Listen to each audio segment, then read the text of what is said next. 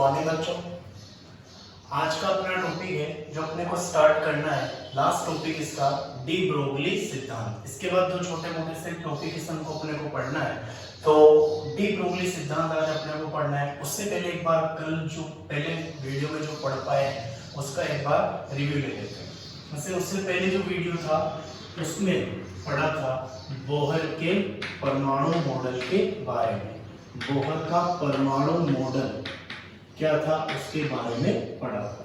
तो बोहर के परमाणु मॉडल में इलेक्ट्रॉन ये बताया गया था कि इलेक्ट्रॉन नाभिक के चारों तरफ निश्चित ऊर्जा स्तर में चक्कर लगाते हैं जिनकी ऊर्जा रहती है स्थिर, और इलेक्ट्रॉन नाभिक के चारों ओर उन्हीं कक्षाओं में चक्कर लगाते हैं जिनके लिए कोणीय संवेग का मान h/2 पाई का पूर्ण गुणज होता था। इसके अलावा आपने पढ़ा कि इलेक्ट्रॉन जब एक निश्चित ऊर्जा स्तर में चक्कर लगाता है तो ना तो वो ऊर्जा का उत्सर्जन करता है और ना ही ऊर्जा का अवशोषण करता है। लेकिन यदि इलेक्ट्रॉन को एक ऊर्जा स्तर से दूसरे ऊर्जा स्तर में जाना है तो वो इलेक्ट्रॉन ऊर्जा का अवशोषण और उत्सर्जन करता है। जैसे निम्न ऊर्जा स्तर से यदि इलेक्ट्रॉन को उच्च ऊर्जा स्तर की तरफ जाना है तो वो निम्न ऊर्जा स्तर यानी जिस जो नाभिक के पास होगा और जिसकी ऊर्जा होती है कम, और उच्च ऊर्जा स्तर जो नाभिक से दूर होता है जिसकी ऊर्जा होती है ज्यादा। तो कम ऊर्जा से ज्यादा ऊर्जा वाले अगर ऊर्जा स्तर में जाएगा तो उसे ऊर्जा का करना पड़ेगा अवशोषण, और ये अवशोषण की जो ऊर्जा होती है इसका मान होता है धनात्मक। इसके अलावा यदि इलेक्ट्रॉन उच्च ऊर्जा स्तर से निम्न ऊर्जा स्तर की ओर जाता है तो वह ऊर्जा का करता है उत्सर्जन, क्योंकि उच्च ऊर्जा वाली कक्षा से वो जा रहा है निम्न ऊर्जा वाली कक्षा में, और इसके लिए वो करता है ऊर्जा का उत्सर्जन, और जो उत्सर्जित ऊर्जा होती है उसका मान आता है ऋणात्मक। इसके अलावा एक बात यहाँ पर और भी पढ़ी थी कि नाभिक के चारों तरफ जब कोई इलेक्ट्रॉन चक्कर लगा रहा है तो वो इलेक्ट्रॉन एक निश्चित पथ पर चक्कर लगाता रहता है और अपने पथ से विमुख नहीं हो पाता। इसका रीजन ये है क्योंकि एक निश्चित ऊर्जा स्तर में गति करते हुए इलेक्ट्रॉन पर दो प्रकार के बल कार्य करते हैं, एक अभिकेंद्री बल और एक अपकेंद्री बल, और दोनों के मान एक दूसरे के बराबर होते हैं लेकिन दिशा में वो होते हैं विपरीत। जैसे एक बल होगा अभिकेंद्री बल, वो इलेक्ट्रॉन को नाभिक की तरफ खींचने का प्रयास करता है, और एक जो बल होता है अपकेंद्री बल, वो इलेक्ट्रॉन को नाभिक से दूर ले जाने का प्रयास करता है। लेकिन इन दोनों बलों के मान बराबर और दिशा विपरीत होने के कारण इलेक्ट्रॉन पर किसी भी प्रकार का कोई आकर्षण प्रतिकर्षण का बल कार्य नहीं करता, जिसके कारण इलेक्ट्रॉन अपने निश्चित ऊर्जा स्तर में घूमता रहता है। इसके अलावा विभिन्न प्रकार की ऊर्जाएं पड़ी थी। ऊर्जाओं के सूत्र की ऊर्जा कैसे निकाली जाती है, उनकी त्रिज्या, वेग किस प्रकार से निकाले जाते हैं, आयनीकरण ऊर्जा, पृथक्करण ऊर्जा, उत्तेजन ऊर्जा, गतिज ऊर्जा, स्थितिज ऊर्जा, इन सब के बारे में पढ़ा था। ये भी पता लगा था कि कुल ऊर्जा और स्थिति ऊर्जा का मान हमेशा आता है ऋणात्मक, और इनके अलावा गतिज ऊर्जा, पृथक्करण ऊर्जा, उत्तेजन ऊर्जा, आयनीकरण ऊर्जा, इनका मान हमेशा आता है धनात्मक। इसी के अलावा और भी यहाँ पर कुछ क्वेश्चन यहाँ पर क्वेश्चन करे भी थे और उनको सोल्व भी किया था, जिसमें ये पता लगा था कि जैसे आपको यदि तरंग दैर्घ्य निकालनी है, तरंग संख्या निकालनी है, तो तरंग संख्या और तरंग दैर्घ्य निकालनी है तो उसके लिए एक सूत्र काम में लिया था, रेडबर्ग सूत्र। रेडबर्ग का जो सूत्र होता था वो होता था म्यू बार बराबर 1/लैम्डा बराबर, इसका सूत्र था R/Z² गुणा 1/n1² माइनस 1/n2²। इसी के अलावा यदि आप R का यदि मान रख देते हैं तो इसका सूत्र हो जाता था लैम्डा बराबर 1/n1² minus 1/n2² centimetre inverse. इसी के अलावा यदि आप इसमें लैम्डा का मान डायरेक्टली निकालना चाहते हैं तो इसके लिए भी सूत्र निकाला था 912 बटा में यहाँ पर Z², यहाँ से उल्टा करेंगे तो यहाँ पर आ जाएगा Z² और यहाँ पर आया था n2² n1² बटा n2² माइनस n1²। और यदि सीमांत तरंग दैर्घ्य आपको निकालने का सूत्र सीमांत तरंगें निकालने का सूत्र यानी n2 का मान जो आएगा वो क्या हो जाएगा, अनंत। तो सीमांत तरंगें निकालने के लिए जो सूत्र काम में लिया जाता था वो था 912 बटा जेड स्क्वायर और गुणा में आ जाएगा n1 स्क्वायर। ये सूत्र काम में लिए थे और इनको आपको केवल ध्यान रखना है, कभी कभी एग्जाम में पूछ लिया जाए कि लेमडा जेड के किस प्रकार परिवर्तित होता है रेडबर्ग के सूत्र में, तो आप ये ध्यान रख सकते हैं। इसके अलावा उत्सर्जन स्पेक्ट्रम, जैसे हाइड्रोजन के स्पेक्ट्रम के बारे में आपने पढ़ा था।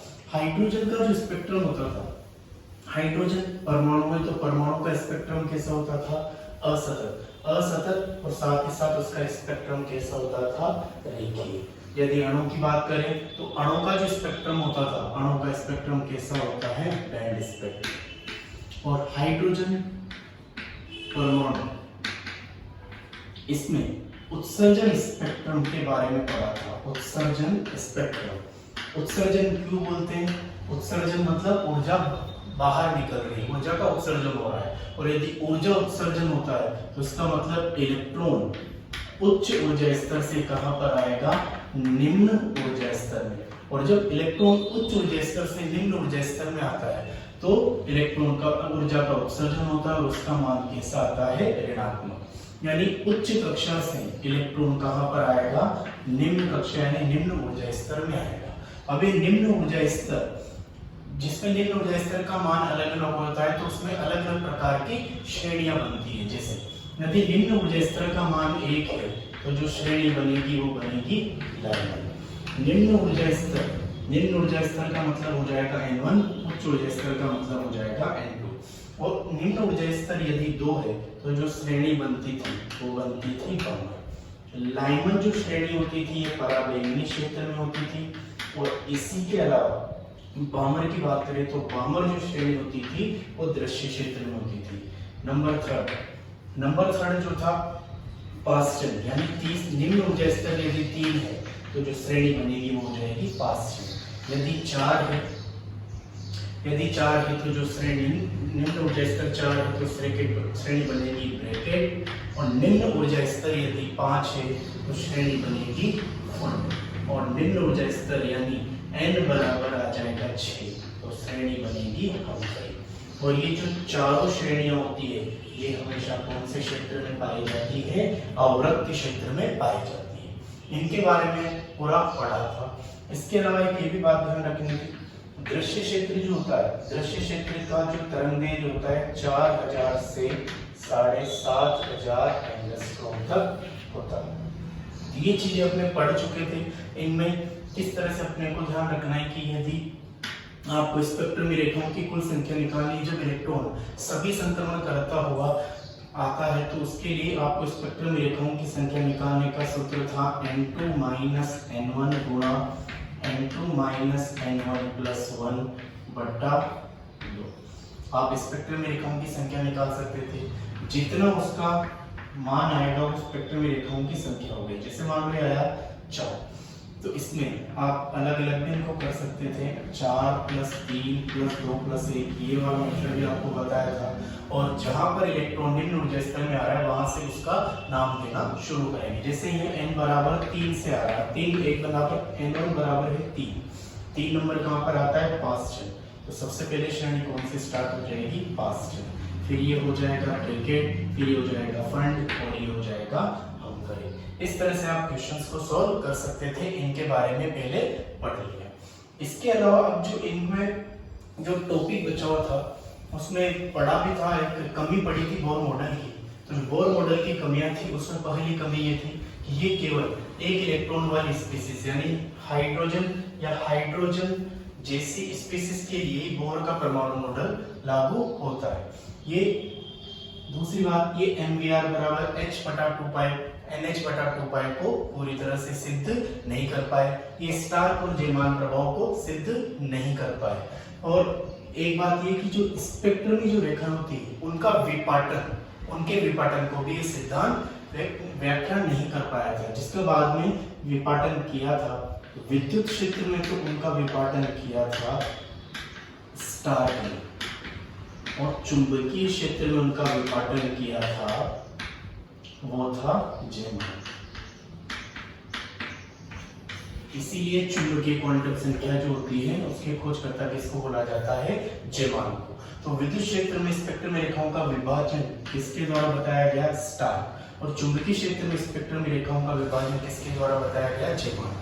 और जबकि बोर मॉडल की कमी क्या थी कि वो स्पेक्ट्रम रेखाओं के विभाजन यानी विपाटन को नहीं समझा पाए थे, यानी वो इन दोनों के सिद्धांत को भी नहीं समझा पाए। ये उनकी सबसे बड़ी कमी थी। और एक कमी ये थी कि वो डी ब्रोगली सिद्धांत जो भी अपने को पढ़ना है, डी ब्रोगली सिद्धांत की व्याख्या भी पूरी तरह से नहीं कर पाए थे। तो ये उनकी कमियां थी बोर मॉडल की। अब डी ब्रोगली सिद्धांत की व्याख्या नहीं कर पाए तो डी ब्रोगली सिद्धांत होता क्या है उनके बारे में अपने को यहाँ पर अब अध्ययन करना है। तो जैसे डी ब्रोगली सिद्धांत को यदि पढ़ना स्टार्ट करें तो उससे पहले कुछ इंपॉर्टेंट बात, जैसे आप जानते हैं ये क्या है? प्रकाश। इसकी प्रकृति कैसी होती है? इसकी प्रकृति कैसी होती है? तरंगीय भी होती है और कणीय भी होती है।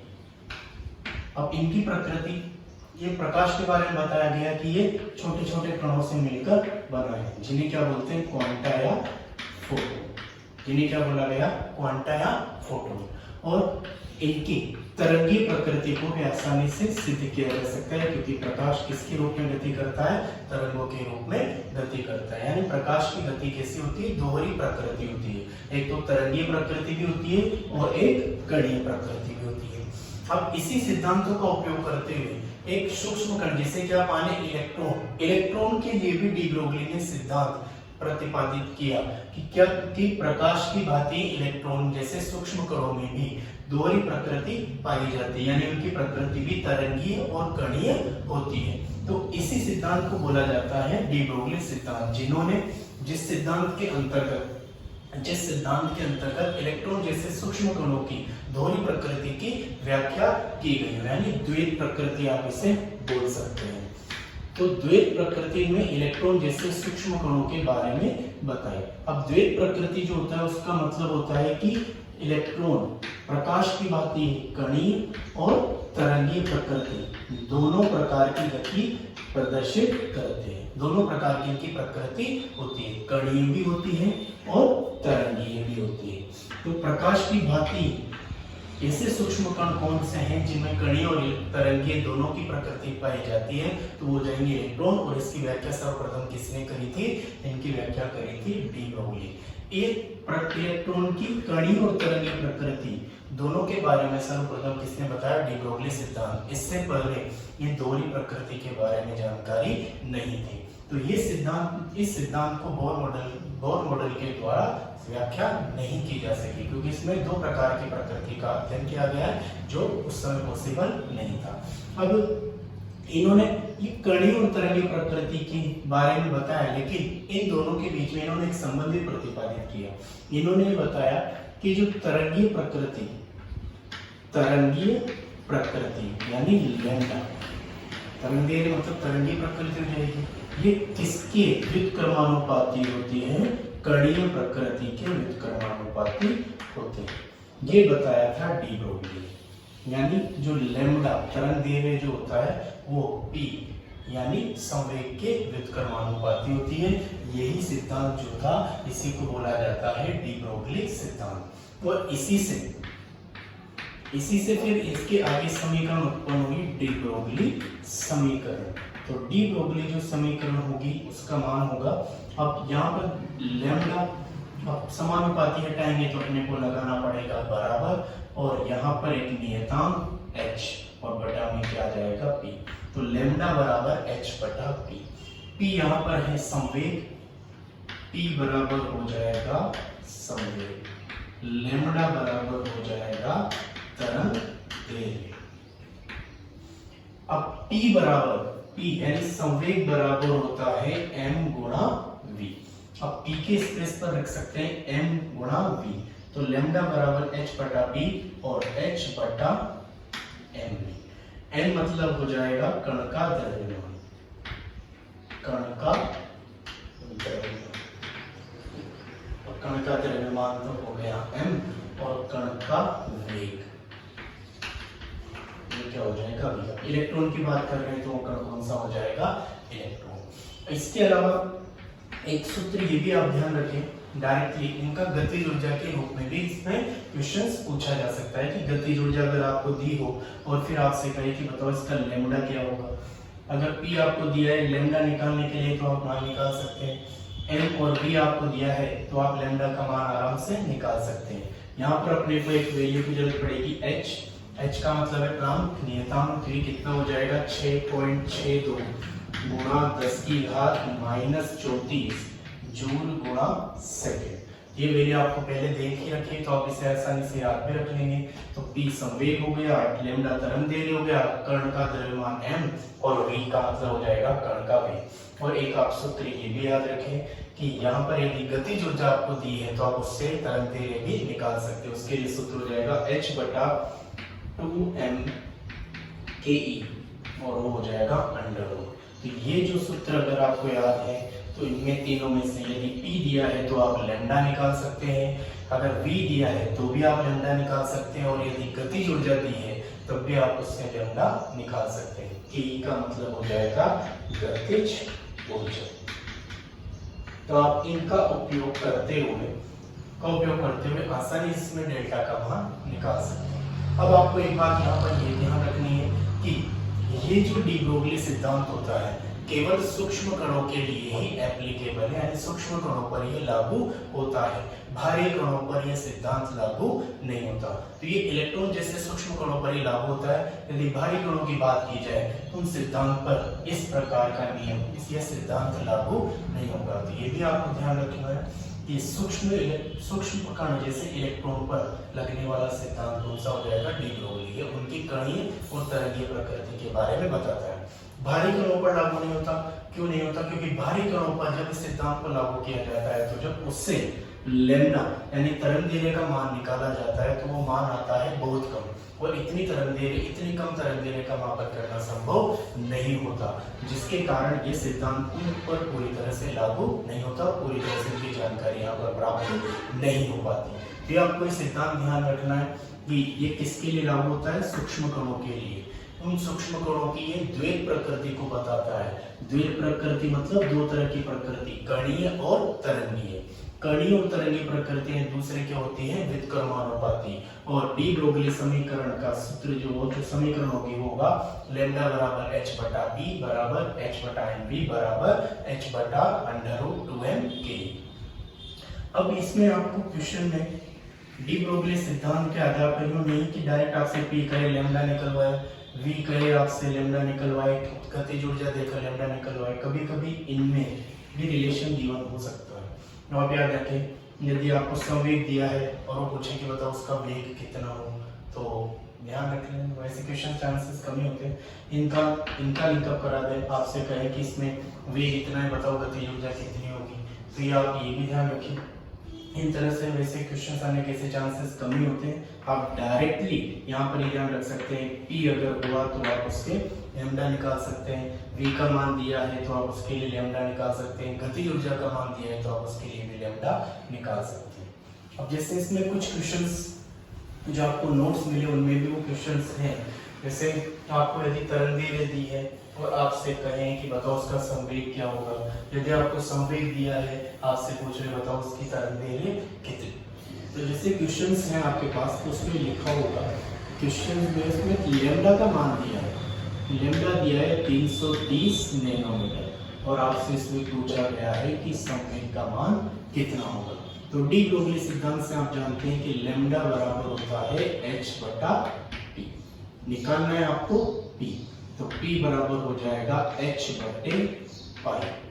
h का मान 6.62 गुणा 10⁻⁻34 बटा लैम्डा 330 नैनो को लिखेंगे -9 और ये हो गया मीटर, ये हो गया जूल गुणा सेकेंड। अब यहाँ पर आप इजीली कट हो जाएगा तो 6.6 भी रख सकते हैं, पॉइंट हटाया तो यहाँ पर कितना आ जाएगा 10। आप इसको आप वैल्यू को सोल्व करें, ये पॉइंट हटा दें। इसके अलावा इस 10 को भी अगर यहाँ से हटा दूँ तो यहाँ पर लिख सकता हूँ मैं 10 की घात 2। अब आप इस क्वेश्चन को सोल्व करें तो 33 से ये जाएगा 2 टाइम, तो ऊपर की तरफ तो रह गया 2 और नीचे है 10 की घात -9, 10 की घात 2 तो 10 की घात -7, ऊपर जाते हैं 10 की घात -7 चेंज हो जाएगा 10 की घात 7, तो बचेगा 10 की घात -27, 2 गुणा 10 की घात -27 और इसकी जो वैल्यू आएगी वो पी की जूल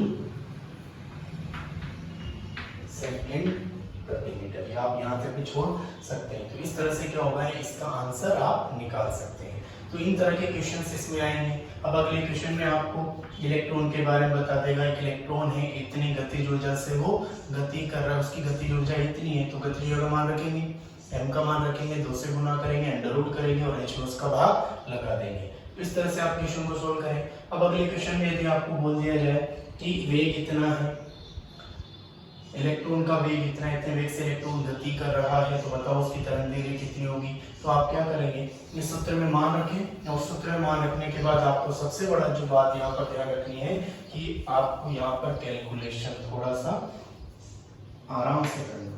जैसे आपको कोई भी वेग का मान दे रखा है, जैसे 2 गुना 10 की घात सूक्ष्म कण 2 गुना 10 की घात 2 मीटर प्रति सेकंड दे दिया।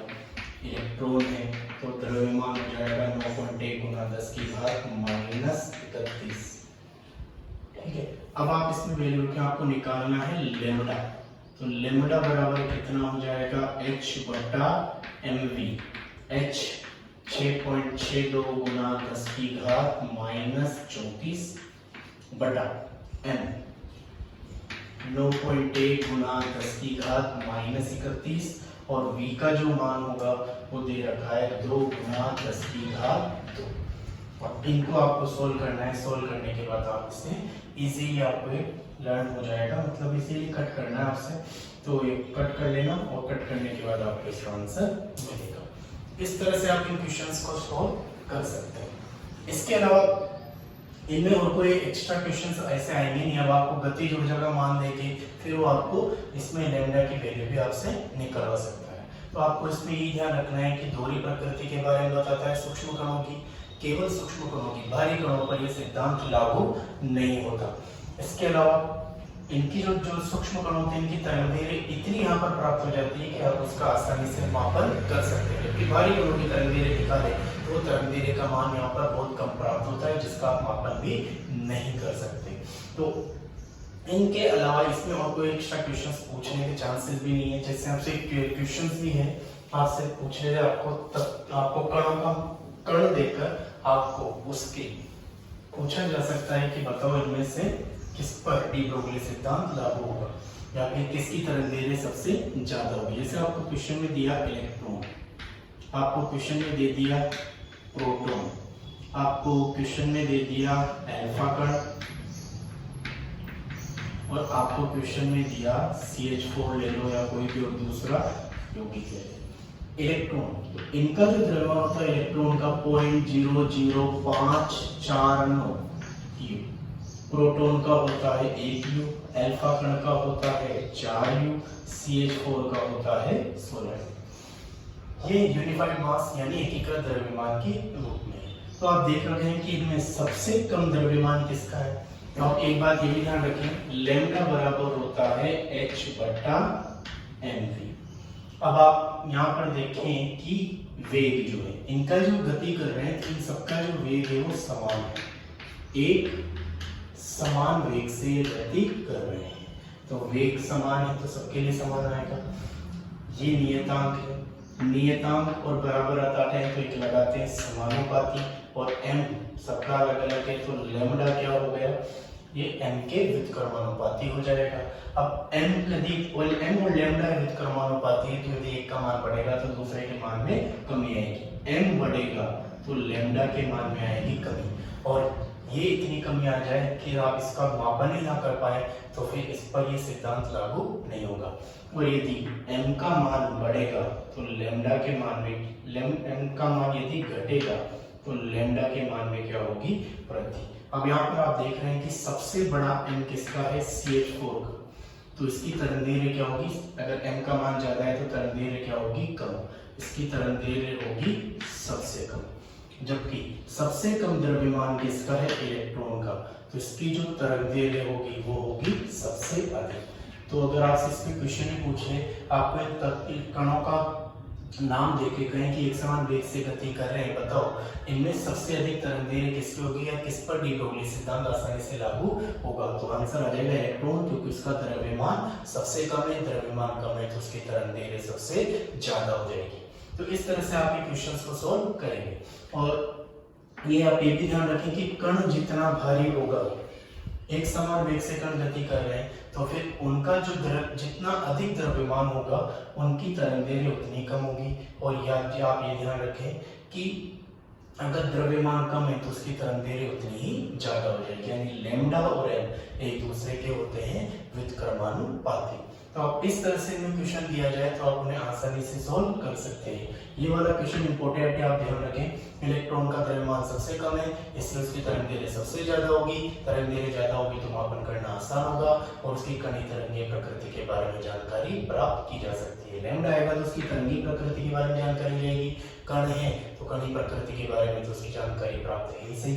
तो इस तरह से आप डी ब्रोगली सिद्धांत को पूरी तरह से कवर कर सकते हैं और इससे ज्यादा इसमें कुछ पूछे भी नहीं जाएगा। इसके बाद इसमें एक क्वेश्चन आता है, क्वेश्चन क्या है, अगला टॉपिक जो आएगा हाइजेनबर्ग। इसमें और तो क्वेश्चन कुछ है नहीं। हाइजेनबर्ग का अनिश्चितता का सिद्धांत।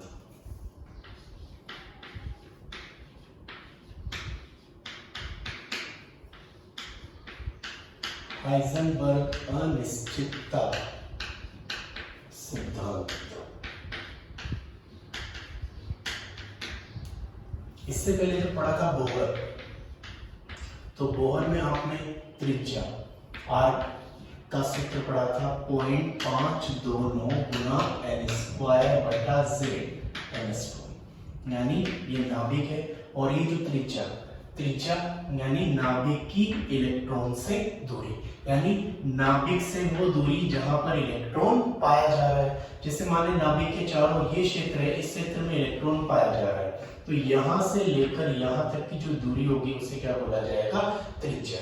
पहली कक्षा की बात कर रहे हैं तो यहां से लेकर यहां तक की त्रिज्या होगी r। इसका मतलब इस पूरे क्षेत्र में यहां पर इलेक्ट्रॉन पाए जाएंगे, ऐसा किसने बताया था? बोहर ने। लेकिन ये कोई जरूरी नहीं है, इस पूरे क्षेत्र में कहीं पर भी इलेक्ट्रॉन पाए जाए ऐसा जरूरी नहीं है। इसका मतलब यह है कि आप यहाँ पर ये ध्यान रख सकते हैं, नाभिक के चारों ओर ये ऐसा क्षेत्र है जहां पर इलेक्ट्रॉन के पाए जाने की केवल संभावना बताई जा सकती है। 100% यहाँ पर सर्टेन निश्चित रूप से नहीं कहा जा सकता कि इस पूरे क्षेत्र में सब तरफ इलेक्ट्रॉन पाए जाएंगे, केवल बताई जा सकती है इलेक्ट्रॉन पाए जाने की संभावना। और यही सिद्धांत जो था हाइजेनबर्ग ने बताया था। उन्होंने बोहर के सिद्धांत का पूरी तरह से खंडन किया, क्योंकि बोहर ने बताया था कि नाभिक और इलेक्ट्रॉन के बीच की जो दूरी है उसे बोला जाएगा उनकी त्रिज्या, और उस क्षेत्र में पाए जाएंगे इलेक्ट्रॉन। लेकिन इलेक्ट्रॉन इन सभी क्षेत्र में पाए जाए ऐसा पॉसिबल नहीं है। इसका मतलब आपको ध्यान रखना है, नाभिक के चारों ओर ये जो त्रिज्या वाला क्षेत्र है इसमें इलेक्ट्रॉन पाए जाने की 100% सर्टेनिटी नहीं है। बस आपको ध्यान रखना है कि यहाँ पर इलेक्ट्रॉन के पाए जाने की संभावना अधिक हो सकती है, लेकिन से पाए जाने की संभावना हो सकती है, लेकिन जरूरी नहीं कि यहाँ पर हमेशा इलेक्ट्रॉन ऐसा ही है कि पूरी तरह से सब जगह इलेक्ट्रॉन बिछे हुए। यहाँ पर आप बता सकते हैं केवल इलेक्ट्रॉन पाए जाने की संभावना, और ऐसा ही कुछ बताया था हाइजेनबर्ग ने। तो इन्होंने बताया कि इलेक्ट्रॉन के लिए आप स्थिति, इन्होंने बताया एक निश्चित कक्षा में घूम रहा है कोई इलेक्ट्रॉन, उसके लिए आप स्थिति उसको लिखेंगे डेल्टा एक्स। डेल्टा क्यों लिखा हुआ पता लगेगा। और दूसरा संवेग, इसको लिखेंगे डेल्टा पी। इनकी जो अनिश्चितता होती है उनका गुणनफल h/4 पाई के या तो बराबर होता है या उससे अधिक हो सकता है। और इन्होंने ये भी बताया कि आप एक साथ इलेक्ट्रॉन की स्थिति और उसके संवेग की पूरी तरह से आप जानकारी प्राप्त नहीं कर सकते। यदि आप स्थिति के बारे में जानकारी प्राप्त करते हैं तो संवेग में अनिश्चितता प्राप्त होगी, यानी पूरी तरह से आप उसका संवेग नहीं निकाल सकते। यदि संवेग में आप जानकारी लेते हैं तो उसकी स्थिति में आपसे अनिश्चितता उत्पन्न होगी, यानी दोनों का मान आप एक साथ निकाल नहीं सकते। स्थिति के बारे में निकालेंगे तो संवेग में अनिश्चितता होगी, संवेग का पता करेंगे तो स्थिति में अनिश्चितता उत्पन्न हो जाएगी, यानी इलेक्ट्रॉन की स्थिति और संवेग का निर्धारण आप एक साथ नहीं कर सकते। दोनों में से यदि आप एक का निकालते हैं मान तो दूसरे के मान में उत्पन्न हो जाती है अनिश्चितता, और इन दोनों का गुणनफल h/4 पाई का या तो बराबर होता है या उससे अधिक होता है। ये किसने बताया था? ये बताया था हाइजेनबर्ग ने। तो आप इसको इस तरह से भी लिख सकते हैं, delta x plus delta p बराबर है और बड़ा है h/4 पाई। आप इसको ऐसे भी लिख सकते हैं, अलग अलग रूप में भी। आप इसे ऐसे लिखें, डेल्टा x डेल्टा p बराबर h/4 पाई। ये भी सही है, ये भी सही है, लेकिन आप इसे अगर ऐसे लिखें तो ये पूरी तरह से क्या होगा? गलत हो जाएगा।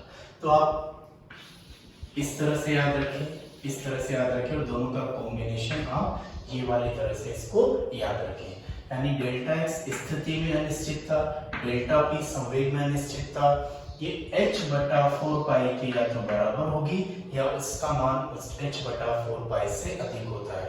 यही था हाइजेनबर्ग का अनिश्चितता का सिद्धांत।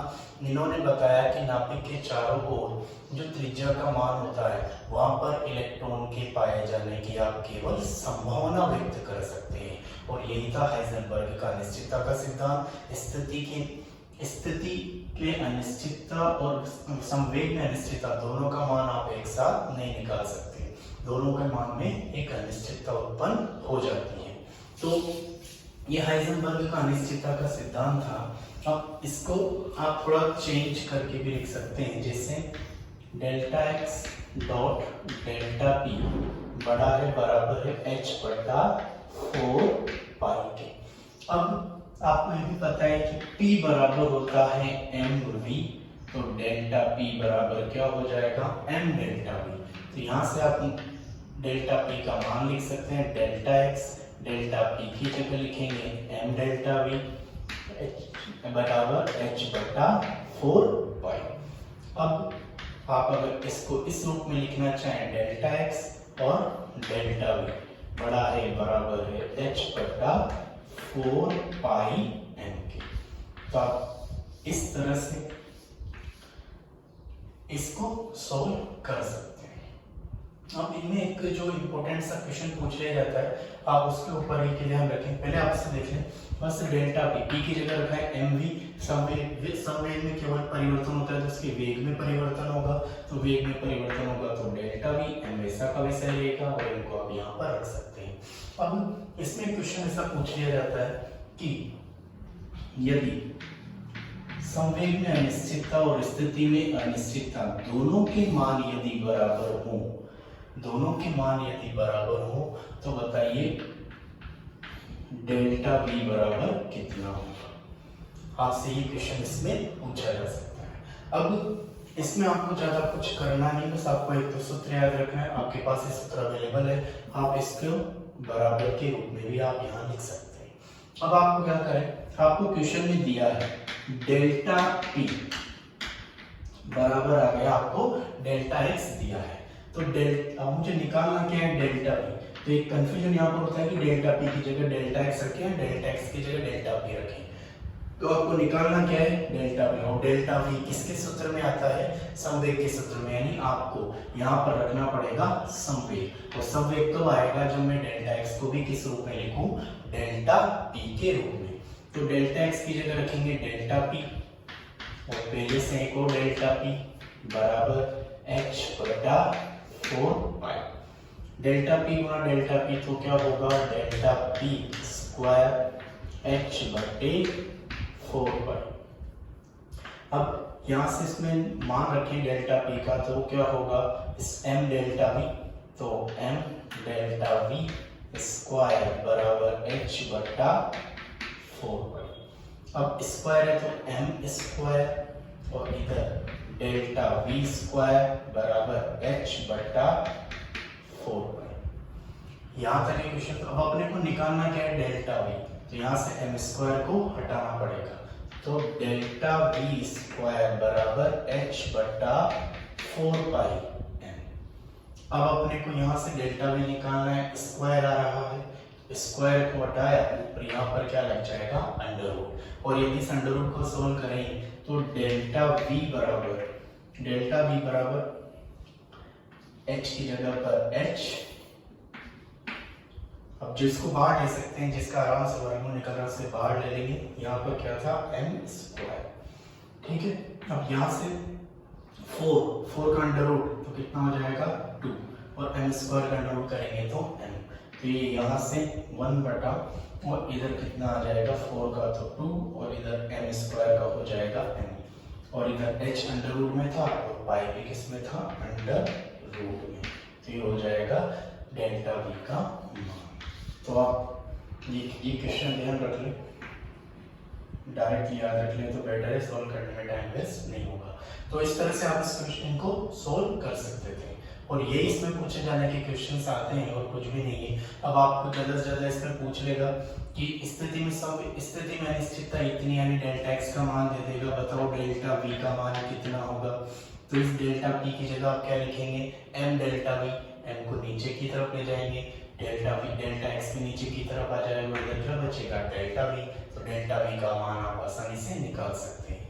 जैसे इधर की तरफ डेल्टा पी गुणा डेल्टा एक्स बराबर h बटा 4 पाई।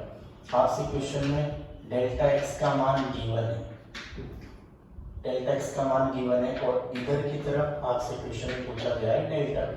तो डेल्टा पी की जगह लिख सकते हैं m डेल्टा वी, और इधर ही आ गया डेल्टा एक्स बराबर h बटा 4 पाई। निकालना है डेल्टा वी, तो डेल्टा वी बराबर m हटा देंगे, डेल्टा एक्स पे हटा देंगे, h बटा 4 पाई। इधर गुणा में था, इधर आते हैं बटा में, इधर गुणा में था, इधर आते हैं बटा में।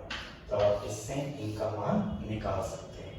तो ये क्वेश्चंस आप इस तरह से सोल्व करें, और इनमें कुछ हार्ड क्वेश्चन पूछे भी नहीं जाते हैं, बस इतना सीधा सा क्वेश्चन पूछा जाता है। आपको वैल्यू रखना और फिर उसको वैल्यू को आंसर में कन्वर्ट करना आना चाहिए। बस वो सिंपल सी मैथमेटिक्स यहाँ पर यूज में आती है, आप इसको आसानी से सॉल्व कर पाएंगे। इसके अलावा हाइजेनबर्ग अनिश्चितता सिद्धांत के बाद जो अपने पास एक टॉपिक बचा हुआ है वो है श्रोडिंगर तरंग समीकरण।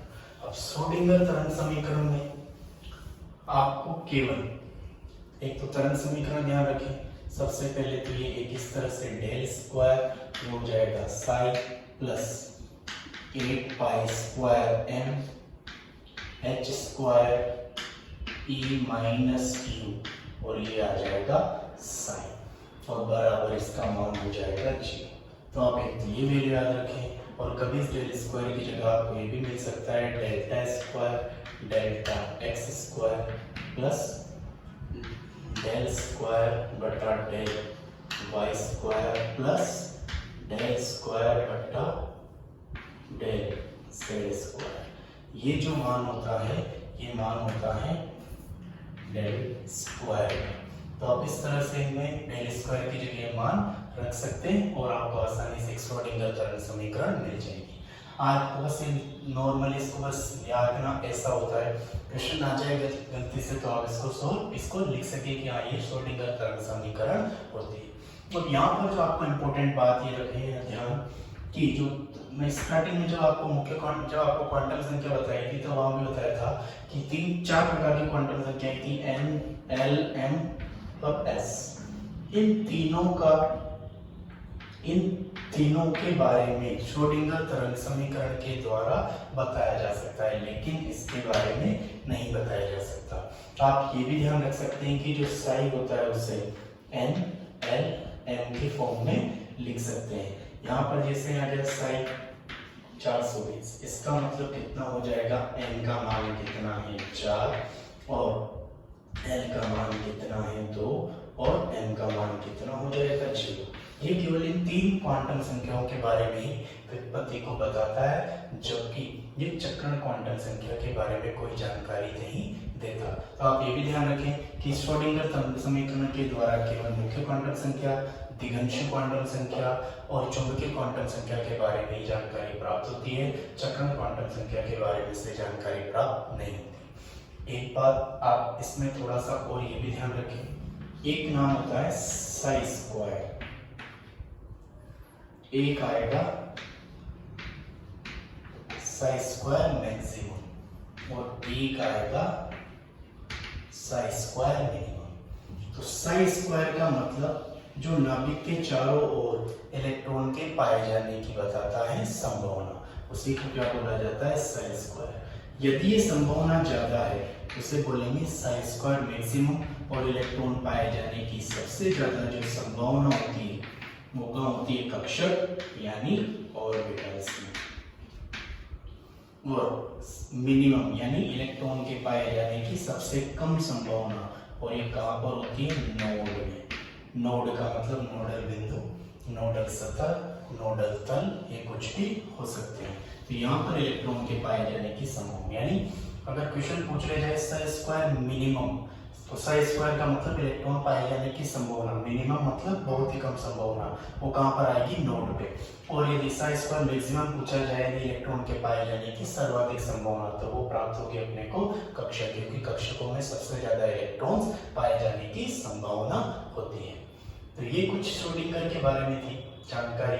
और श्रोडिंगर के बारे में बस एक तो आपको ध्यान रखना है कि ये NLM तीनों के बारे में जानकारी उपलब्ध कराता है। साई स्क्वायर इलेक्ट्रॉन के पाए जाने की संभावना दिखाता है, मान अधिक हो जाएगा साई स्क्वायर का तो उसका होगा कक्षक, और इसके मान में कमी होगी तो उसे बोला जाएगा नोड। बस केवल आप ये ध्यान रख सकते हैं और इसमें कुछ एक्स्ट्रा ध्यान रखने की आपको जरूरत भी नहीं है।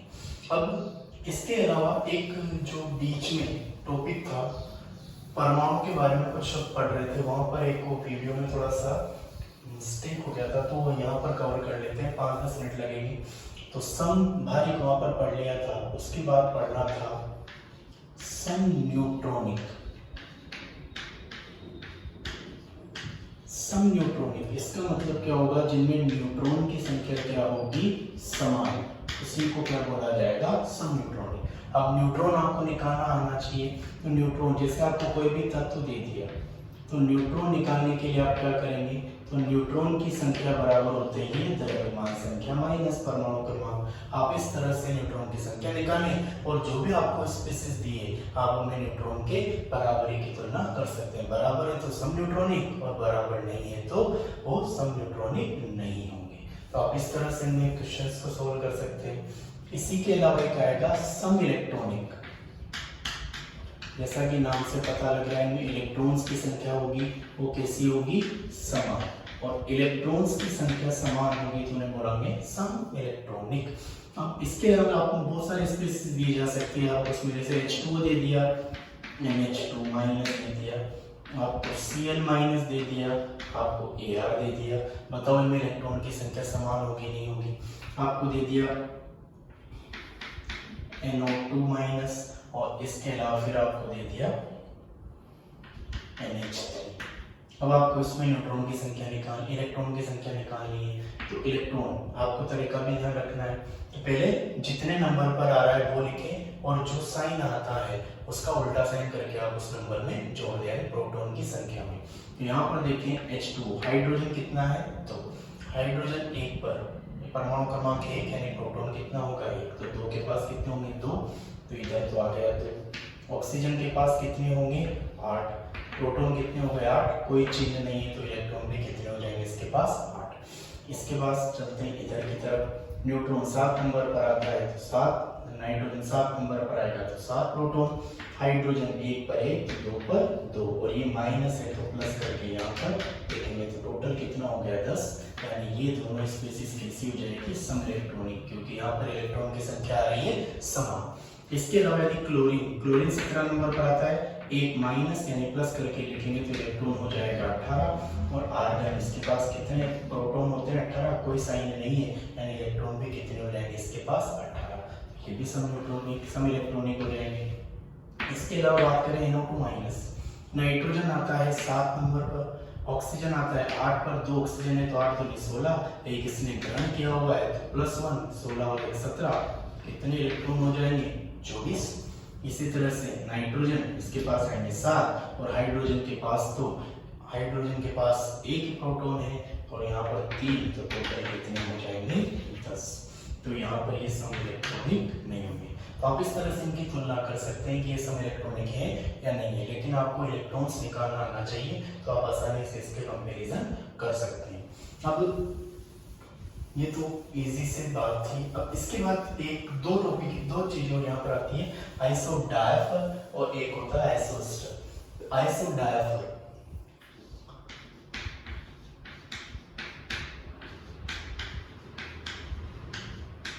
डायफर इसका मतलब आप याद रखें डिफरेंस, यानी आपको निकालना पड़ेगा अंतर, और जो अंतर निकालेंगे वो अंतर किसका निकालेंगे, प्रोटॉन व न्यूट्रॉन की संख्या। यदि दोनों का अंतर समान आ रहा है तो उसे बोला जाएगा आइसोडायफर, नहीं आ रहा है तो आइसोडायफर नहीं होंगे। जैसे एग्जांपल के लिए लिया O,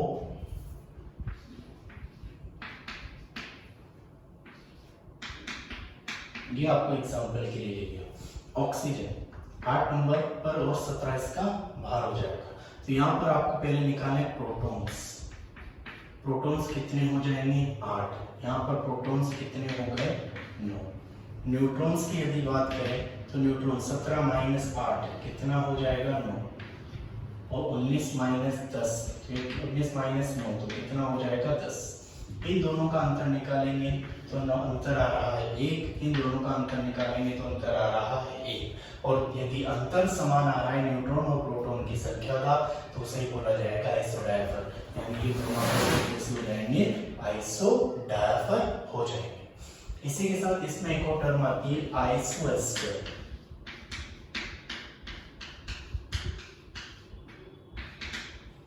आइसो का मतलब समान, आइसोएस्टर का मतलब हो जाएगा यहाँ पर एक तो परमाणुओं की संख्या, जब आपको स्पीसीज दिए उसमें परमाणु समान होने चाहिए और इलेक्ट्रॉन की संख्या भी उनमें होनी चाहिए समान, यानी वो सम इलेक्ट्रॉनिक की भी हो सकता, सम इलेक्ट्रॉनिक की भी होना चाहिए यदि वो आइसोएस्टर है तो। अब इसमें आपको क्वेश्चन दे दिया O3 और आपको दे दिया NO2-, तो आप देखिए इसमें परमाणु, इसमें कितने परमाणु हैं 3, इसमें नाइट्रोजन 1 और 2 ऑक्सीजन, कितने हो गए 3। इसके अलावा अगर आपसे इसमें पूछ रहे हैं इलेक्ट्रॉन, ऑक्सीजन 8 नंबर पर आता है तो 8 प्रोटॉन, यानी कोई साइन नहीं है, मतलब इलेक्ट्रॉन भी कितने होंगे 8, 3 ऑक्सीजन है तो कितना हो जाएगा 24। इधर नाइट्रोजन आ रहा है 7 पर, 1 ऑक्सीजन पर 8 तो 2 पर हो जाएंगे 16 और 1 ये हो जाएगा, कितना आएगा 24। तो 24 और 24 दोनों में इलेक्ट्रॉन की संख्या भी समान, परमाणुओं की संख्या भी समान, तो ये भी क्या हो जाएंगे आइसोएस्टर। इस तरह से आप इनको ध्यान रख सकते हैं। अब एक छोटा सा और, केवल आप सूत्र याद रख लें और कुछ ज्यादा आपको ध्यान रखने की जरूरत नहीं है। इसका मतलब हो जाएगा विशिष्ट आवेश का मतलब आवेश बटे द्रव्यमान। तो आप ये फॉर्मूला ध्यान रखें, बस इसके अलावा आपको ज्यादा कुछ इसमें याद रखने की जरूरत नहीं है। तो ये यहाँ पर आपका पूरा परमाणु संरचना कंप्लीट होता है। आपको जो नोट्स मिले उन नोट्स को आप रीड करें और कोई प्रॉब्लम हो तो आप कांटेक्ट भी कर सकते हैं। फिर इसके बाद जो इसका शीट होगा वो शीट को सोल्व करेंगे। Thank you.